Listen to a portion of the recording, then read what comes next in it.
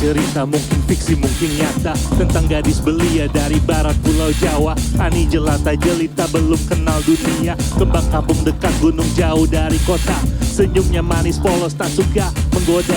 Ani rajin sholat perawannya pun dijaga.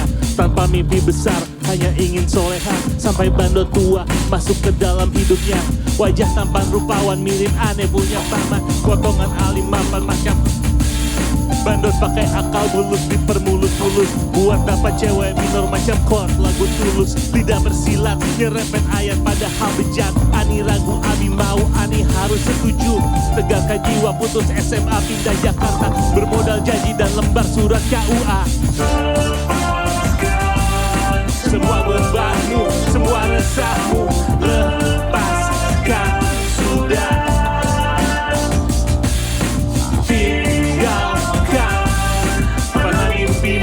Rasa hayalmu tinggalkan semua.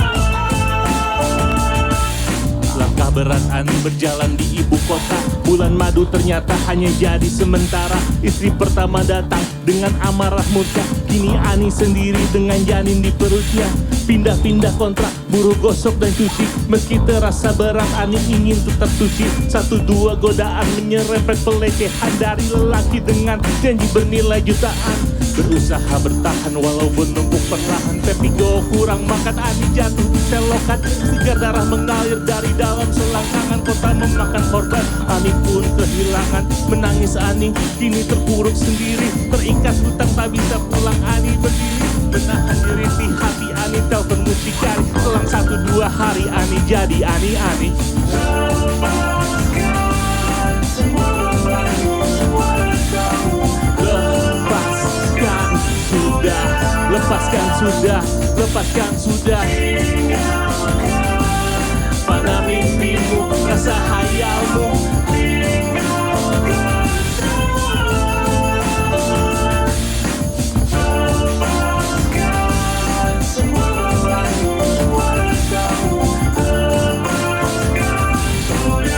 Lepaskan sudah, lepaskan sudah.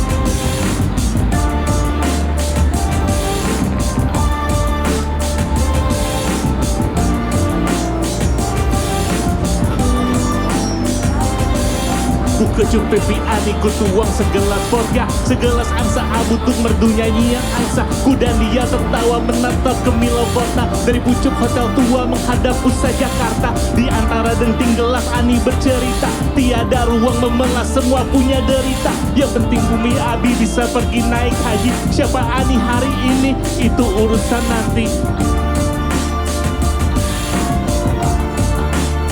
Urusan nanti. Lepaskan semua bebanmu, semua resahmu. Lepaskan sudah, lepaskan sudah. Tinggalkanlah panah mimpimu, rasa hayalmu. Tinggalkan semua.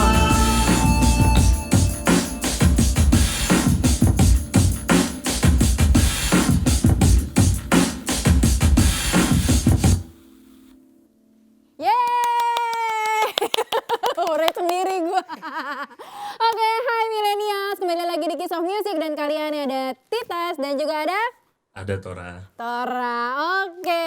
Oke, mana ngeliat? Oh, ngeliat sini. Oke, kita selama sejam ke depan saya dan Tora akan ngobrol banyak mengenai karir musiknya Tora dan serba-serbi kenapa dia disebut rapper baper dan juga perjalanan karirnya serta single-single dia yang kalau misalnya kalian nanti mendengarkan itu ada singkatan-singkatan yang mungkin kalian tidak akan tahu bahwa singkatan itu bukanlah singkatan yang seperti biasanya. Oke, jadi mari langsung kita mulai. Stay tune di Kiss of Music ya.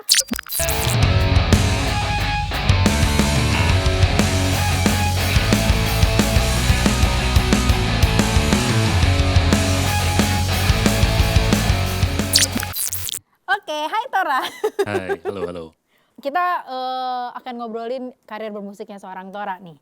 Kalau misalnya dibaca-baca, bukan kalau misalnya sih, kan kalau nggak salah karirnya Tora tuh mulai dikenal semenjak memenangkan kompetisi Go Ahead Challenge tahun 2018. Iya. Nah itu 2018 itu kamu sebagai pemenang pertama, kedua atau gimana? Bisa diceritain sedikit nggak sih? Ya jadi waktu itu kompetisinya memang ada 5 finalis. 5 finalis dari masing-masing dari genre yang berbeda-beda. Ada jazz, rock, pop, hip hop sama EDM. Dari situ dipilih 2 pemenang. 2 pemenangnya hadiahnya manggung di Bali di Soundrenalin. Nah itu dia. Jadi pemenangnya berdua sih. Sama satu lagi sama Logic Lost, dia itu DJ EDM gitu lah. Oke, nah semenjak dari menang di Go Ahead 2018 itu banyak mempengaruhi nggak sih karir bermusik seorang Tora? Atau sebelumnya sebenarnya sebelum ikut Go Ahead Challenge ini, kamu tuh sebenarnya emang udah kemana-mana lah ibaratnya? Kebetulan ada beberapa teman-teman yang kemudian sekarang jadi kolektif namanya Space Kids, tempat gue bernaung. Itu awalnya dari zaman-zaman ketika gue ada di main-main di komunitas gitulah. Kita waktu itu mereka masih punya nama Medium Rare, sama Ren Slam, Joe Million sama Juta. Mereka tuh ngundang gue main berapa kali, sekali main di Gudang Sarina, terus waktu itu malam-malam sempat main di atapnya LBH. Ya terus dari situlah pertama kalinya pengalaman main di komunitas hip hop, dan setelah menang Go Ahead itu baru ngerasain panggung yang lebih gede lagi lah. Kalau di Go Ahead ini kalau nggak salah membuat seorang Tora itu akhirnya ketemu sama Lace, benar nggak sih? Iya, kalau Lace itu sebetulnya waktu di komunitas juga udah kenal sih, udah sempat ketemu dan segala macam, tapi memang sebagai sesama rapper, sebagai sesama performer, dan ya teman juga sih jatuhnya ya. Terus ketika di situ dia ditempatkan sebagai mentor. Dan ya itu sih sebenarnya gue punya utang gak banyak juga sama Lace di sesi mentorship itu, karena belajar banyak banget lah di situ. Kita ngobrol-ngobrol, dan dari sesi mentoringnya itu dia ngebantu gue ngebawa gue ke panggung yang lebih besar lagi, dan gimana majunya lah gitu. Ke arah jalan yang lebih benar. Kurang lebih funny story sih. Jadi waktu itu pas final yang kita top 5 itu ditandingin, kan waktu itu karena di karantina, I don't have much with me gitu loh, nggak bawa macam-macam, cuma bawa laptop sama bawa baju buat ini aja lah. Minimalis ya? Apa? Minimalis.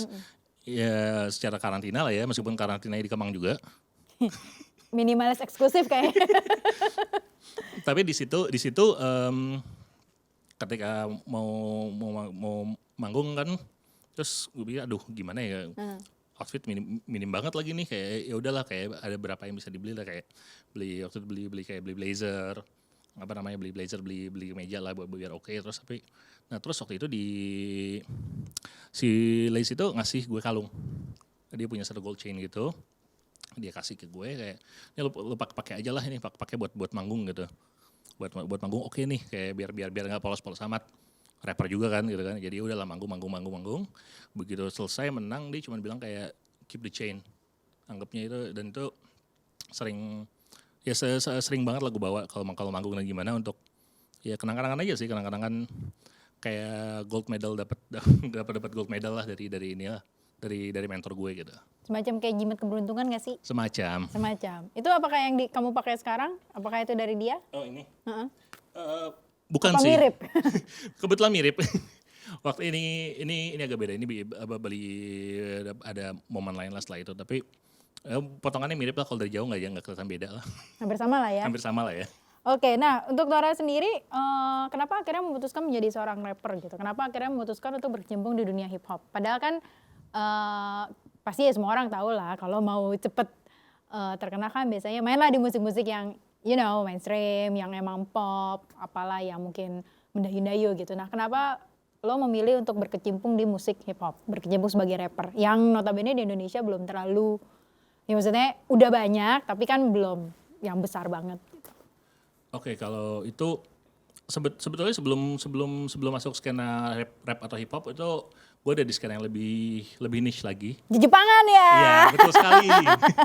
Tadi kalau mau perhatikan tadi yang bermain dengan laptop dan musik di belakang gue itu Alex, dia adalah yang bantu co-producing. Dia tuh ada teman ngeband juga, dari teman ngeband dalam hal dari Jepangan.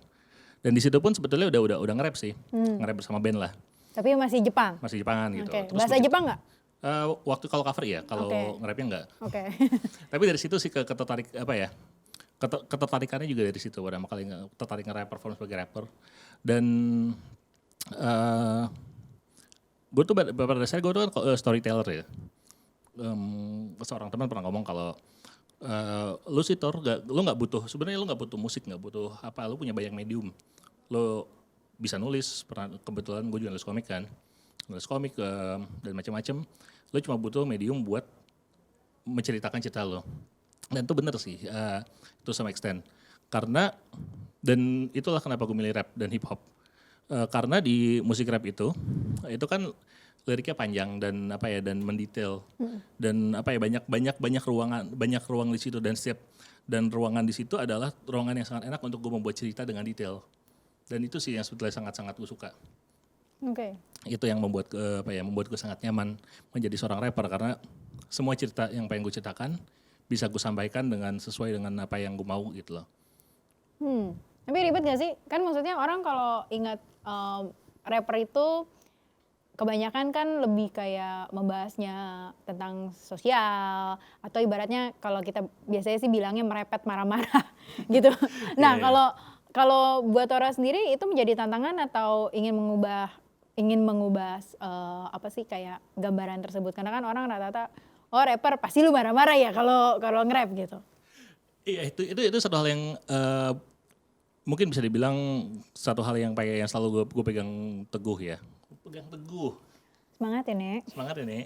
Nggak, jadi di hip hop itu ada satu frasa yang semua orang pasti sering dengar, keep it real gitu. Dan itu gue percaya itu sih, dan gue pribadi karena gue tuh orangnya selalu berusaha membuat cerita atau bercerita lah. Mungkin bukan tentang sesuatu yang biasa yang gue jalani sendiri, tapi sesuatu yang gue lihat dan gue saksikan dan segala macam. Dan karena gue juga orang yang marah dan melankolis lah, jadi banyaklah cerita yang kebawa ke arah sana. Barang pengalaman pribadi ya? Gak juga sih. Tapi tetap aja kan melankolis kan? Melankolis, dan sebetulnya itu juga sih, karena itu satu hal, karena gue pengen membuat cerita sejujur-jujurnya, dan gue pengen melankolis, jadi ngapain juga gue sih sok galak-galak gitu. Nah, meskipun mungkin ada satu juga yang nanya kan kayak, lo kenapa sih bikin lagu kayaknya baper-baper mulu? Dan di situ gue mikir ya emang gue orang baperan mau gimana dong? Oh ya, memang jadi millennials ada satu bukan ungkapan sih, ada satu sebutan buat Tora ya, yaitu rapper baper ya. Jadi udah rapper baper lagi. Nah, bener kan? Yeah. Nah, kan tadi kamu juga sempat bilang bahwa keep it real gitu. Jadi sampai sekarang apakah lo tetap memegang teguh keep it real itu dengan menunjukkan bahwa sisi seorang Tora yang walaupun secara fisik lu tinggi gede menakutkan mungkin, tapi ternyata di dalamnya ya lu keep it real as Tora yang memang ibaratnya berhati lembut, yang baperan, makanya ada kata-kata rapper baper itu gitu. Coba dijelaskan keep it real versi lo itu. Iya, itu sih yang sebetulnya gue bilang tadi, yang gue sebut sebagai keep it real versi gue memang itu satu. Dan di sisi lain adalah gue percaya bahwa yang namanya satu hal yang sering kedengaran adalah stigma lah, kalau cowok tuh mesti gagah, keker, nggak boleh menye-menye dan segala macam gitu. Jadi gue pribadi juga pengen, selain tadi menunjukkan keaslian gue juga pengen menunjukkan bahwa pada dasarnya lo sebagai cowok nggak masalah kok lo punya sisi sensitif, lo flirting with the idea of sadness atau melankolis atau bahkan menye-menye. Lo mungkin dikatain, tapi ya udah dikatain nggak apa-apa, emang ini aslinya lo gitu kan. Dan gue percaya, bukan gue percaya sih, ya gue percaya dan gue berharap bahwa musik gue bisa menjadi ruang buat orang-orang yang pengen lebih bersentuhan dengan sisi sensitif mereka. Dengan kalau misalnya dilihat dari gue dengerin lagu-lagu lu kan ibaratnya lebih menyentuhnya tuh soal perasaan, mulai dari yang album Melankolia itu, terus habis itu yang sekarang-sekarang yang nanti akan kita bahas nanti. pernah diledekin gak sih sama teman-teman sesama di komunitas? Bahkan mungkin pernah ada yang bilang, "Bo, lo gagah dikit kayak atau apa gitu?" Di komunitas surprisingly enggak, karena teman-teman gue kayaknya sudah menerima gue apa adanya ya. Oh iya iya Karena iya. emang gue Bukan dari sana. bukan ada apanya ya. Ya, tapi apa adanya ya. Tapi ada beberapa justru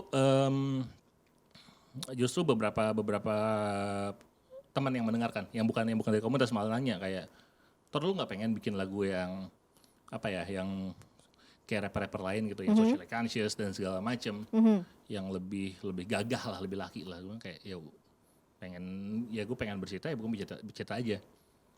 Tapi bukan berarti gue juga mengorbankan sisi dalam tanda kutip social conscious juga ya, karena itu kan memang satu sebuah akar, dan kedua memang realita yang mesti diceritakan. Sama kayak tadi lagu pertama yang judulnya Ani, itu kan memang melankolis lah ceritanya, apa kayak cerita sedih seorang cewek yang gagal di kehidupannya di Jakarta dan segala macam, sampai dia harus berprofesi seperti itu gitu.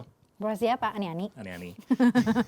Di situ, tapi di situ gue menggunakan menggunakan space gue untuk membuat sebuah cerita yang tidak menggurui gitu, kayak tetap menggunakan cerita untuk mengeluarkan social consciousness itu. Tapi gue berusaha untuk tidak seperti stereotip apa yang orang bilang kayak mesti marah-marah atau gimana gitu. Merepet ya? Mesti merepet ya. Gue menceritakan aja apa adanya, biarkan orang yang mendengarkan itu menilai sendiri situasinya gimana dan punya take out masing-masing, itu sih. Berarti lo membiarkan orang-orang yang mendengarkan lagu lo itu mempunyai ekspektasinya masing-masing ya? Iya, semua orang punya interpretasi masing-masing, karena bagaimanapun gue punya interpretasi, punya ide yang pengen gue sampaikan. Ketika sudah sampai ke pendengar, itu semua akan buyar, akan percuma, karena semua orang akan punya perspektif mereka masing-masing, dan itu ya nggak apa-apa. Karena itu juga gue nggak mau membuat sesuatu yang clear, yang patah ini pasti saklek begini gitu. Ya udah, semuanya biarkan bebas sama interpretasi mereka aja.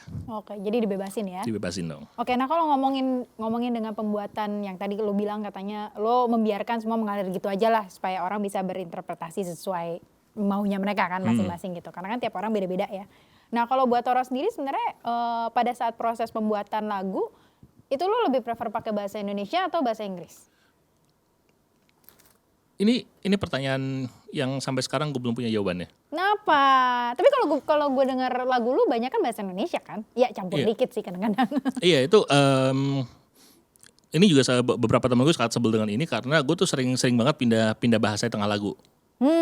Dan ya mungkin itu ciri khas juga sih ya. Tapi di sisi lain memang ada kenyamanan sendiri, karena kalau suruh milih gue lebih suka pakai bahasa Indonesia, karena banyak kata-kata yang menurut gue kata-kata dalam bahasa Indonesia yang tidak bisa diucapkan dalam bahasa Inggris, dan pun dengan wordplay-nya gitu ya, apa permainan kata-kata yang apa kayak yang bakal aneh kalau misalnya diganti di bahasa Inggris. Iya. Kayak misalkan kayak gue pernah nulis lirik tentang apa kau semacam adiksi membuatku adiksi. Kalau dalam bahasa Inggris itu nggak bisa. Addiction sama addiction tuh nggak bisa, karena addiction di dalam bahasa Inggris jadi adalah sebuah diksi tetap. Kalau dalam bahasa Indonesia kan adiksi bisa berarti lo kehilangan diksi, lo kehilangan kata-kata gitu. Itu makanya ada momen-momen yang seperti itu yang memang lebih enak pakai bahasa Inggris, bahasa Indonesia. Tapi ada juga yang dibanding bahasa Inggris, tapi ada juga wordplay yang lebih enak dalam bahasa Inggris. Jadi ya itulah di flow-nya lebih enak aja lah kayak gitu. Berarti kalau buat pribadi tergantung lagunya, dan maksudnya tergantung dari lirik yang mau dibawain kan. Iya. Karena menyesuaikan semuanya toh. Iya begitu juga. Iya, dan memang kayak tadi kayak lagu yang kayak Ani gitu, yang temanya sangat lokal, itu kayak aneh kalau misalkan gue pakai bahasa Inggris. Tapi ada juga lagu-lagu yang temanya bisa dibilang lebih Jakarta gitu, lebih Jakarta yang lebih mungkin lebih pesta lah atau apalah gitu. Itu kan lebih apa ya? Kalau pakai bahasa Inggris lebih enak, karena gue berbicara dengan orang yang bicara dengan bahasa Inggris. Yang which is literally gitu ya. Secara anak Jaksel ya kan, you know what I mean. Jadi aku tuh ya, literally tuh I prefer sometimes is sesekali. Demikian. Oke. Nah, dalam proses pembuatan lagu nih, buat seorang Tora tuh lebih duluan nyiptain musiknya, lagunya, atau rima dalam rapnya? Atau tergantung dari kapan inspirasi itu muncul? Ini agak mungkin agak gimana ya? Karena biasanya kalau rapper itu mereka nulis dulu. Karena kebetulan gue juga sebagian besar produksinya sendiri. Oke. Mandiri ya? Mandiri. Ya biasanya gue dasarnya udah ada bayangan, oke, moodnya mau kayak gini nih. Gue bikin apa namanya, gue buka laptop lalala, bikin moodnya kayak gini. Terus biasanya abis itu langsung tuh ada Alex tuh ya, kayak gue langsung kontak Alex, ada ini gue kirim nih, enaknya diapain ya. Terus nanti dia udah ketik, gue nulis, kita ketemuan. Oh ini enaknya gini-gini, baru kita ada kayak biasanya sih kayak gitu. Karena ketika gue menulis lirik, gue sudah ada bayangan nanti akan ada di atas beat yang seperti apa, di atas musik seperti apa gitu sih. Makanya gue kadang-kadang agak susah ketika ada beat dikasih beat sama orang gitu, kayak ini ada beat nih gini. Lo nge-rap dong di sini. Di situ biasanya gue agak bingung karena gue masih menyesuaikan mood yang ada di kepala gue dulu dengan musiknya. Sementara biasanya keduanya itu berjalan beriringan di kepala gue gitu. Terus lu pernah dapat komplain dari Alek gak sih? Kenapa? Maksudnya kan tadi di prosesnya kan gue bilang kalau dapat ide gini-gini lu kirim ke Alek kan. Nah terus ntar Alek akan ngasih masukan nih harus gini-gini. Nah pernah gak sih suatu saat gitu, maaf nih Lek ya. Tiba-tiba dia bilang, Tora ini apaan sih, aneh atau mendingin ya kayak ibaratnya dikomplain lah yang gak cocok lah, apa kurang apa kayak gitu-gitu. Maksudnya kalian berdua kan bekerja sama kan juga gak sebentar kan. Maksudnya juga berteman juga kan. Nah, pernah ada keributan-keributan kecilkah pada saat penciptaan sebuah lagu? Untungnya enggak sih kalau ini, karena dia tahu cara menghandle gue. Wow. Jadi Alex sangat tahu menghandle cara menghandle orang-orang sensitif ya. Baik. Karena on top of everything ya, karena terlepas dari gue sangat sensitif dengan personal dengan karya gue, gue tuh orangnya juga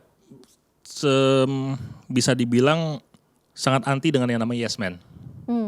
Jadi biasanya kalau misalkan ada musik nih udah bikin, gue kasih ke beberapa orang di tim produksi lah gitu, atau teman-teman yang gini yang deket lah gitu.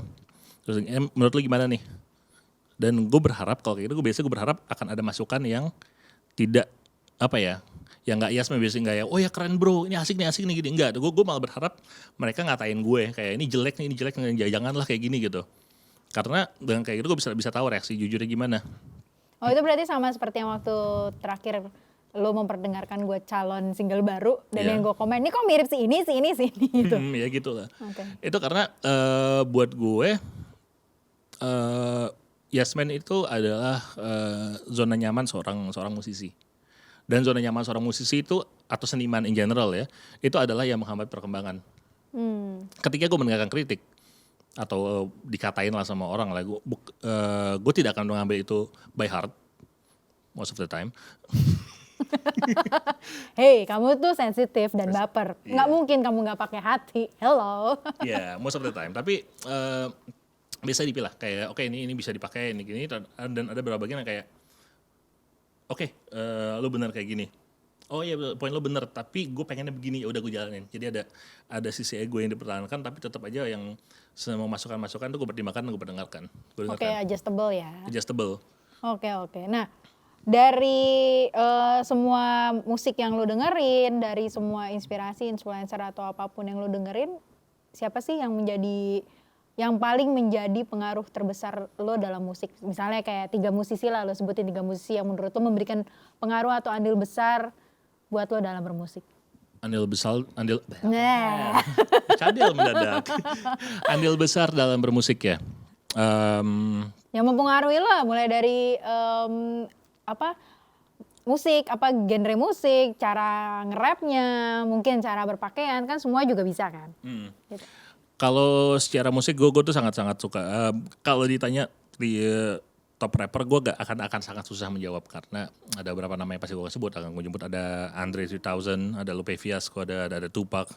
Tapi memang kalau disuruh pilih satu mungkin memang pasti Tupac, karena ya semua ini standar sih, hampir semua rapper pasti bilang kayak gitu lah, karena memang dia punya banyak impact ke generasi gue lah, dan bahkan generasi ke bawah-bawah, dan mungkin yang segenerasi sama dia juga. Bapak kan lebih tua daripada saya, coba ya.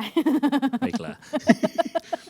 Iya itu, gue gak bisa bilang Tupac untuk ini, untuk Tupac yang paling ini. Iya karena kayak tadi, dia bukan, mungkin baik yang bilang dia bukan rapper terbaik secara skill. Memang betul, gue akan setuju kalau dia akan bilang setuju kalau misalkan dia bilang dia nggak sekeren itu kok skillnya. Iya benar sih, kalau skill nge-rap iya, tapi dia itu adalah storyteller yang baik dan seseorang yang sangat jago dalam mendeliver sebuah ide.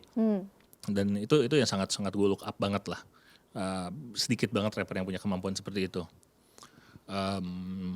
Jadi ya intinya kalau misalnya lo memilih menjadi rapper atau apapun, mungkin menurutku juga ini berlaku untuk musisi-musisi lain, lo harus bisa mendeliver sebuah cerita, mendeliver sebuah ide kan. Iya, dan dia tuh mendeliver sebuah idenya tuh sangat bagus lah, dari cara delivernya dia, dari cara penulisannya dia, dan cara berceritanya dia gitu. Oke, nice. Berarti intinya adalah lo harus bisa storytelling ya, Nek? Iya itu. Bagus dong, ntar kalau punya ponakan yang minta dibacain cerita tinggal om. Ya, bisa lah storytelling bisa. Ya udah sini mau tidur, ya udah dirapin dulu.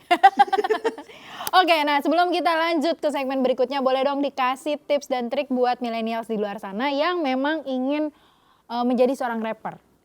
Apa aja mungkin yang mesti mereka siapin atau mungkin mereka harus gimana? Coba boleh di share tips and triknya buat teman-teman millennials di luar sana yang ingin menjadi rappers. Kalau buat gue pribadi, kalau misalnya mau jadi rapper, yang paling utama tetap kayak gue bilang tadi, jujur. Ketika orang bilang keep it real itu bukan berarti lo harus bergaya kayak rapper kebanyakan, yang harus real sesuai dengan apa yang lingkungan lo bilang. Ketika lo menjadi keep it real adalah lo jujur dengan apa yang pengen lo sampaikan, dan lo jujur dengan apa yang pengen lo teruskan ke orang lain, karena nggak ada cerita yang nggak bisa didengarkan orang kok.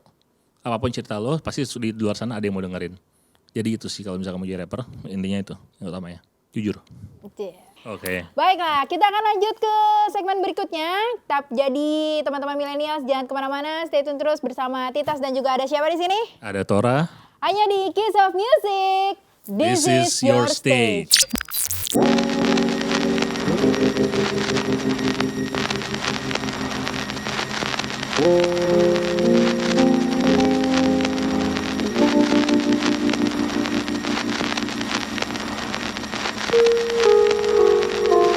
Rencana tak terencana, sebuah asa sederhana. Ini rasa punya kita, mereka semua tahu apapun kata dunia. Menjalani cukup kita, ku ingin tetap ada. Rencana tak terencana, sebuah asa sederhana. Ini rasa punya kita, mereka semua tahu apapun kata dunia. Menjalani cukup kita, ku ingin tetap ada. KITA.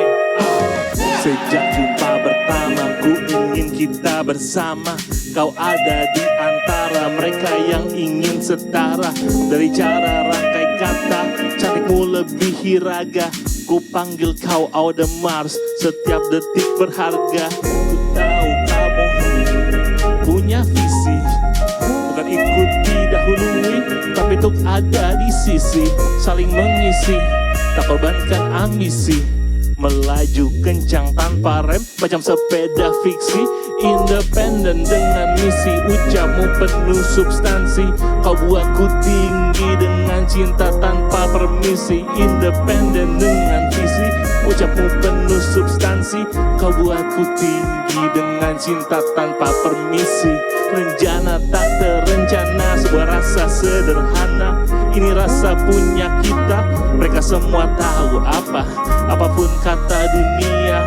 Yang jalani cukup kita, ku ingin tetap ada. I'm not a one girl guy, I just say myself. But my top 3 is you, wearing 3 different smile. Kos macam adiksi, buatku adiksi. Udah ada fiksi, maka ku lakukan aksi. Ku kecup keningmu, itu muara rasa. Ku reguk heningmu, itu suara asa. Mereka berkata kita ini takkan kemana. Saudaraku sederhana, hari ini bahagia.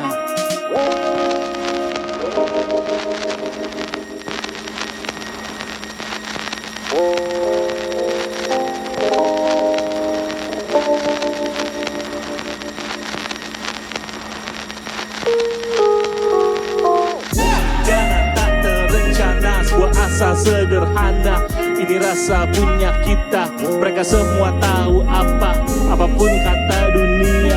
Yang jalani cukup kita, ku ingin tetap ada.